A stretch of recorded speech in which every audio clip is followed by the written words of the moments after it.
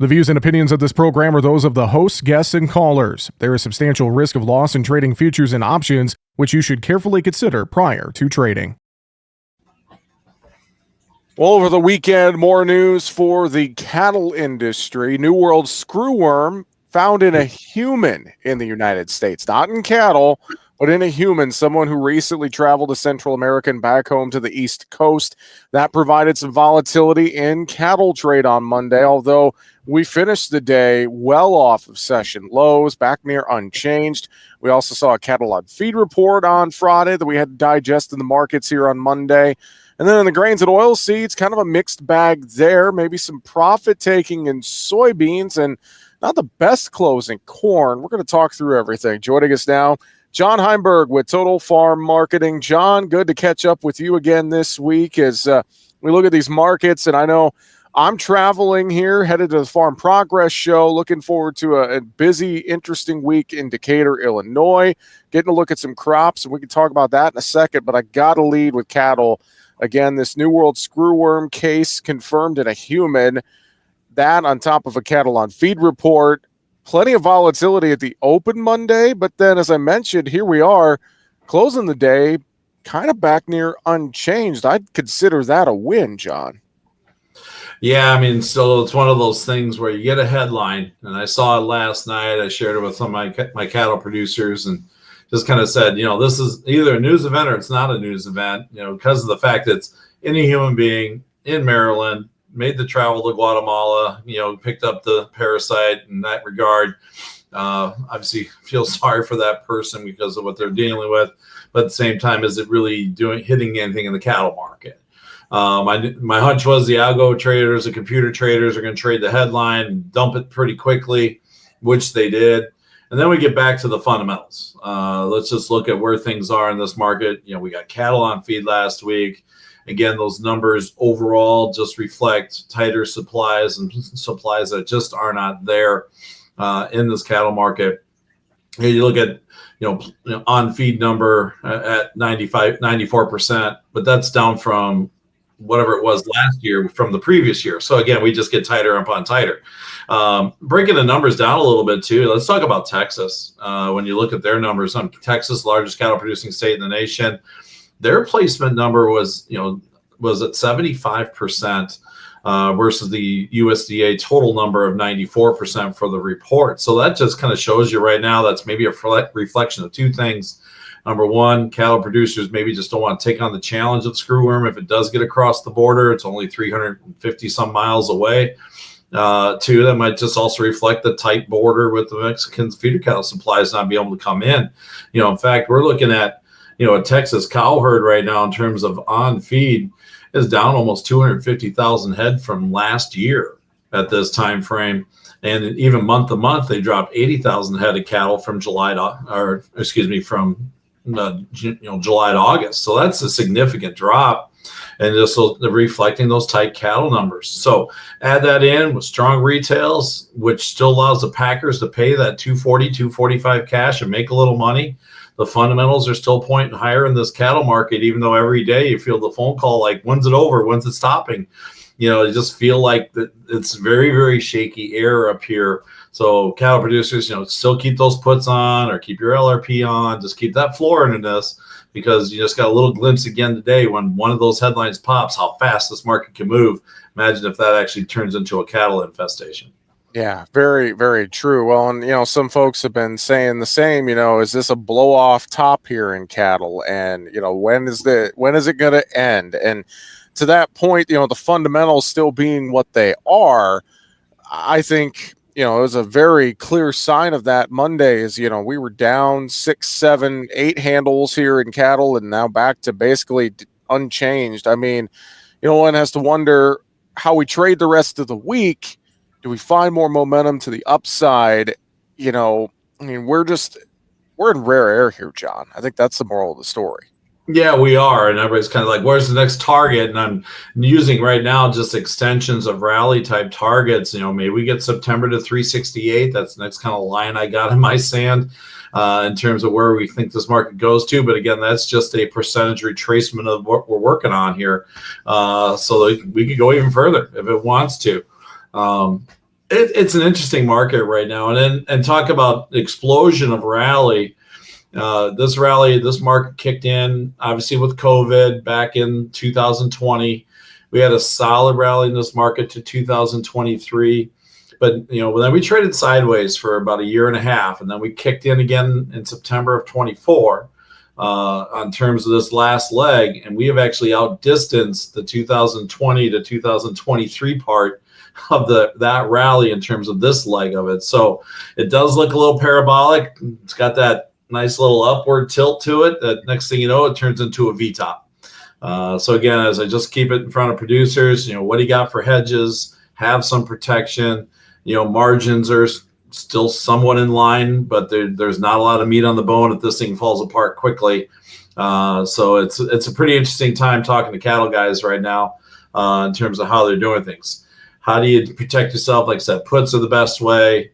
If you have a hedge where you're going to actually sell the board, make sure you got something around it to kind of protect your upside in case this thing decides to go to 390 on feeders or 260 on lives. It's great to have a hedge in, but if you're kicking $20 in terms of margin requirement, it gets pretty expensive. So find ways to maybe hedge your hedges a little, protecting the upside in this cattle market. How much is the cattle volatility affecting the hog market here, John, as we near the end of the month? We had a little bit of green in hogs on Monday. What are you tracking on that side? Yeah, to me, they're two different markets a little bit right now. And talking about supplies and numbers, now hog numbers are up year over year. Does that limit this market? I love the move on the last 3-4 days here in terms of like that October, December contract. We tried to break it, snapped it back. Nice strong day on Friday. Now we get a little follow through today. It sure feels like we got a test of the highs coming. That's around $86 on the December, $93 or so on the October. Just that gap between the cash market and where the futures are right now supports this market. Plus demand's pretty good. You still got a $1.13 carcass out there. So there's some fundamentals that are pointing to a little higher move. It was just, I think it was about last year on this time frame, the hog market just kind of found a way to kind of kick it in for a nice rally here going into the fourth quarter when we start seeing those hog supplies start to grow a little more. So the chart looks friendly, like it's about ready to break out here. I think tomorrow could be a very key day. And if we push through some technical barriers, which we're very close to doing here, you can see another nice little pop in this hog market. In that window, and then if we finish that out, then I'd be back to getting very defensive in the hogs. Since we're on the topic of livestock, I'll ask you dairy real quick, and then we'll talk grains and oilseeds. I know we've had volatility in this dairy complex as of late. What stands out to you there as we close out the month? I believe we just had a milk production report, didn't we, John? Yeah, there was nothing friendly, unfortunately, in the milk production report. July production up 3.5% over last year. So that's a huge jump. And when you're talking milk production, typically you get a 1 or 1.5% type move. So, the market actually digested that pretty well. I think they knew it was coming. The market was actually in a pretty good sell-off mode when that report came out. Now we found some footing again today. Cheese trade was up 5 cents, 4.5 cents on the block. So we'll need to see if that can kind of lift this market out. Feels like we're in a consolidation pattern, at least in those front end months here, September, October. Got a lot of resistance around $19 on top. Good floor put in here around this 1840 window, 1820 window from last week. So feels like we're just winding the spring, going back to the top of the range here. So we'll have to see. But a little bit scary again when you see that type of production, especially in this window, because this is the window we should see demand kicking in a little bit more. We've talked about that in the past. But right now, at least the pile of milk that we're producing is kind of outweighing that little bit of boost in demand just because supply of milk is so strong. Let's go to grains and oilseeds. We saw on Friday after the close, we got the updated estimates, the Midwest Crop Tour results, and corn estimate about 6 bushels lower than USDA.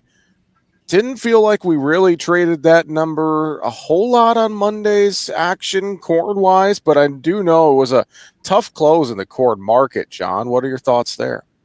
Honestly, I would say maybe the market was already anticipating that number. I know we got the 188. What did we do? We rallied.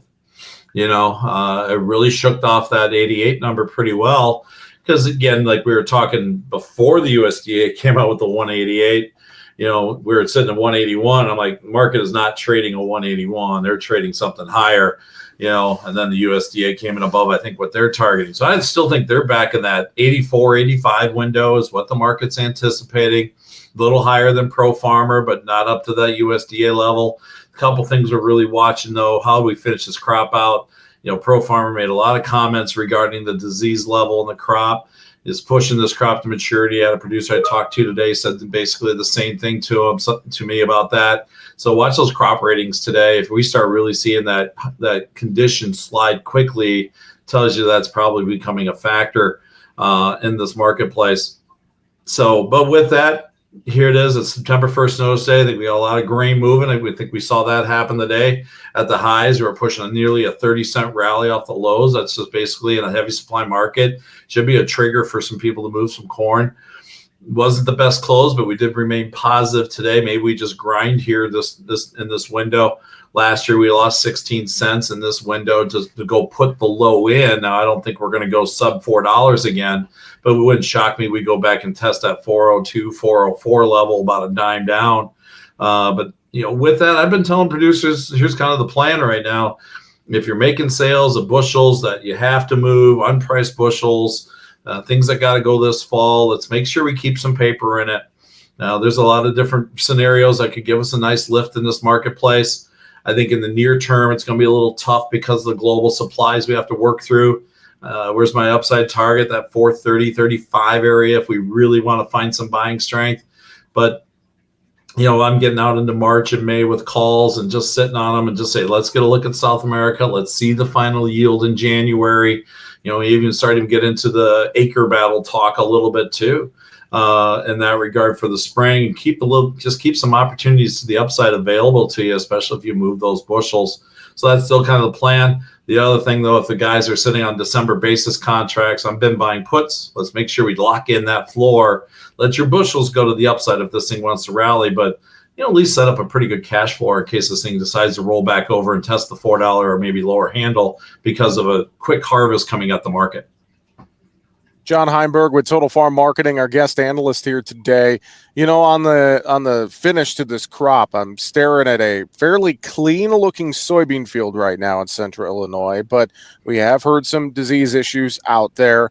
Corn, too. There's a lot of talk in the Midwest about southern rust. Mm-hmm. I've maybe seen a touch of that from the windshield view. It's hard to tell when you're doing 55, 65 miles an hour down the highway, but one has to wonder if this final finish takes a little bit of a top off the crop. Is that going to be enough of a market move, or is it just going to be something, to your point, where we kind of grind here a little bit? And I think soybeans, on Monday too, we saw some profit taking after all that SRE news last week, and that maybe had an impact as well, John.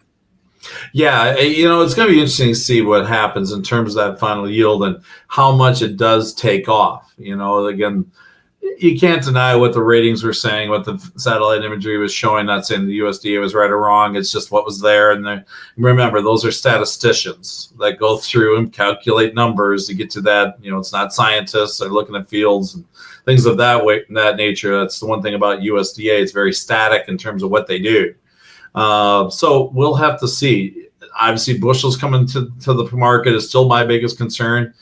We got 1.3 billion of old crop, 16 billion of new crop possibly coming, depending on that final yield. You just still wrapping up a Brazil harvest that's pushing 5 billion bushels. This market's got to digest 22, 23 billion bushels of corn over the next 3-4 months. That's going to make it very hard for this market to rally. I know our export demand's really good, but if we go put another 10, 15 cents, we're no longer the competitive number, and that our demand will shift somewhere else. So the market knows that, and that's going to keep things a little bit limited, knowing that we got to work through this pile of corn through the demand front in that regard. The other side of it, too, when you talk about those final USDA numbers, I kind of did some math work on it. I like the export demand bump. I'm comfortable with that. I wasn't comfortable with the ethanol bump for demand and the feed usage bump. We just proved that in Cattle on Feed report. Texas is down a percentage points in cattle. That's some feed demand that's not coming. So if you just take off that bump the USDA did on the last report, that's about a 4 bushel per acre cut off of the yield where they don't have to move and they can move that demand out and still keep us at a 2 billion bushel carryover. So that points to a sideways market for me. We drop in price, producers stop selling, then we see the basis jump, get some sellers going, run it back up to the top of the range, and then we sit there until we get some real news to move this market out probably next spring. That SRE news, the small refinery exemptions Friday, I know it gave us a pop Thursday in soy.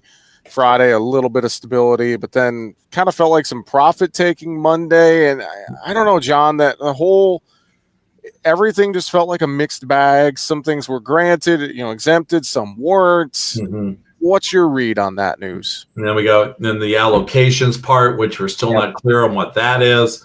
The bean oil market jumped on it, and that really is what gave us the bean breakout rally off that consolidation. Now we're kind of going back and checking that area.